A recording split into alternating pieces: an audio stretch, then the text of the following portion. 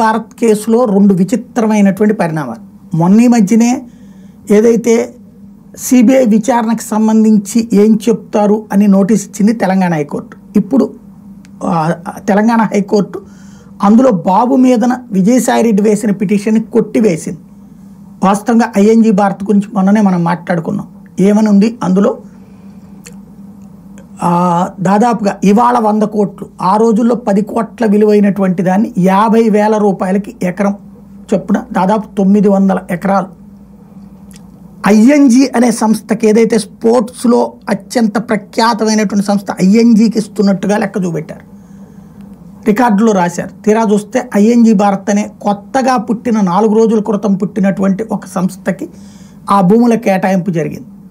అలాగే గచ్చిబౌలితో పాటు వివిధ స్టేడియాలని రూపాయికి మెయింటెనెన్స్కి ఇచ్చేటటువంటి కాంట్రాక్ట్ అనమాట. దాన్ని క్యాబినెట్ అప్రూవ్ చేయటం, దాన్ని ఆ తర్వాత రాజశేఖర రెడ్డి ప్రభుత్వం కొట్టివేసి దాని మీదన కంప్లైంట్ చేసింది, దాని మీద విచారణకు ఆదేశించింది. అయితే రాజశేఖర రెడ్డి మీదన ఆ పైన అధిష్టానం నుంచే ఒత్తిడి వచ్చిందా లేదా చంద్రబాబు గారితో స్నేహం మూలంగా పక్కన పెట్టారా? ఆ కేసులు ఏమీ వేయలేదు. ఆ తర్వాత కాలంలో రాజశేఖర రెడ్డి మరణం తర్వాత జగన్ మీద అక్రమాస్తులు కేసు పెట్టారు కాబట్టి విజయమ్మ చంద్రబాబు మీద అట్లాంటి కేసులు పెడితే కొట్టేసింది అప్పుడు కోర్టు.